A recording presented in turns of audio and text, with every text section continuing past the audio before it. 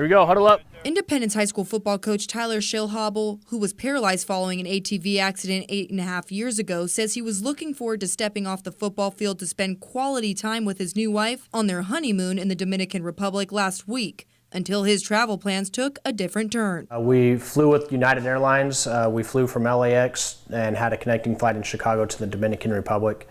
When we flew to Chicago the first time, we were 7 rows back, and I'd require an aisle chair to get me on and off the plane because my regular chair is too wide to fit on the airplane. But Schillhobel says he was denied timely access to an aisle chair when he landed in Chicago from LAX, and if it wasn't for the flight attendant who helped him, he wouldn't have made his connecting flight to the Dominican Republic. What actually ended up happening was one of the flight attendants who knew that I was in a rush and the aisle chair wasn't there, he actually picked me up, lifted me, and put me into my normal chair so I could make my connecting flight. But upon landing in the Dominican Republic, Schillhobel says the airline also failed to provide a safe deplaning option for him, and his wife was also injured as they tried to exit the plane.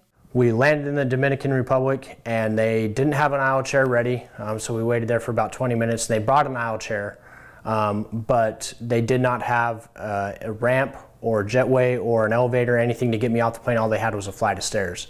So the aisle chair was no use. So I had to scoot on my bottom all the way to the front of the plane, and when we realized there wasn't a ramp or anything else, my wife and I just decided, no, it's not safe. We don't trust them to carry me down the flight of stairs, so we just hopped down. She grabbed my legs, and I hopped down step by step on my bottom. When we got to the very bottom, she actually slipped and hurt her wrist. On the way back from the Dominican Republic to Chicago, Tyler says the airline provided the aisle chair, but then problems resurfaced when he once again tried to deplane. And I waited for an additional 20-25 minutes for an aisle chair to get there. It never arrived.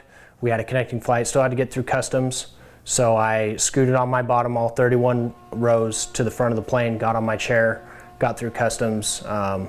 We were able to make our connecting flight. Tyler says getting off the plane was humiliating. And according to the U.S. Department of Transportation, depending on the type of disability-related need, passengers may be required to ask for specific accommodations 24 hours in advance or check in 1 hour before standard check-in time for the flight. Tyler says ever since his accident, he knows the drill very well and planned ahead as usual. And when I make all my reservations for my flights, I put on the notes that I require an aisle chair and a ramp/elevator at all arrivals and destinations.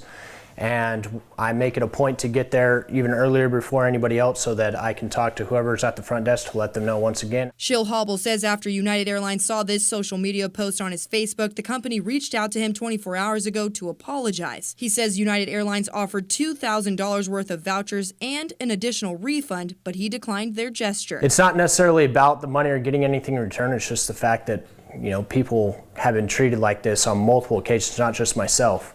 And it seems like they haven't done anything to fix it.